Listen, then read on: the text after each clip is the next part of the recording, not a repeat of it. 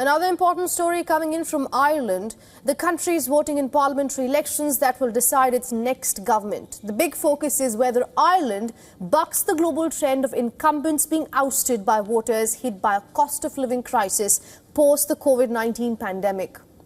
Voting is to continue till 10 p.m. local time. 174 seats in the Dáil, the lower house of the Irish Parliament that is, are up for grabs. Each of the 43 constituencies elect multiple lawmakers. The voter ranks candidates in order of preference. So the second preference vote also plays a big role in who wins a seat. An exit poll at the end of the voting is expected to give an idea of what's to come. Counting begins on Saturday morning, and the final result could take several more days to come. The outcome and the outgoing parliament has been led by two centre-right parties, the Fine Gael and Fianna Fáil, and they have dominated Irish politics for the last century. Fine Gael leader Simon Harris is what the Irish call the Taoiseach, or the Prime Minister.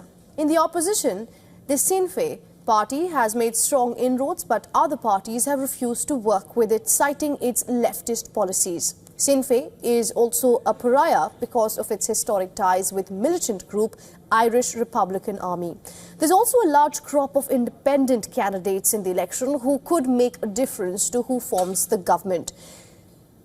Reputed crime boss Jerry the Monk Hutch is said to have made big inroads.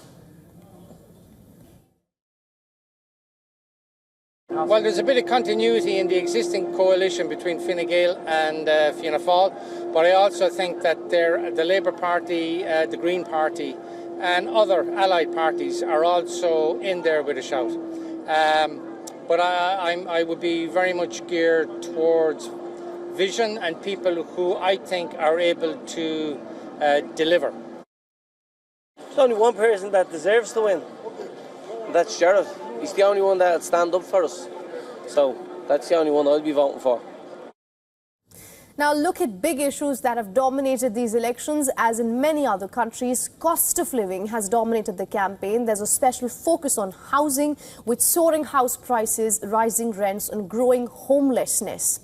Combined with this is immigration, a fairly recent challenge in Europe. Far-right voices that have emerged have drummed up hostility to migrants. Anti-immigrant independent candidates are hoping to gain in several districts.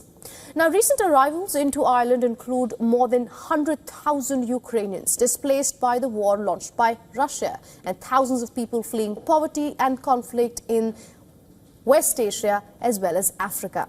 It is said that Dublin riots a year ago that raised the racism issue could bring the immigration row centre stage in these very elections. Can I go this way? For all the latest news, download the WION app and subscribe to our YouTube channel.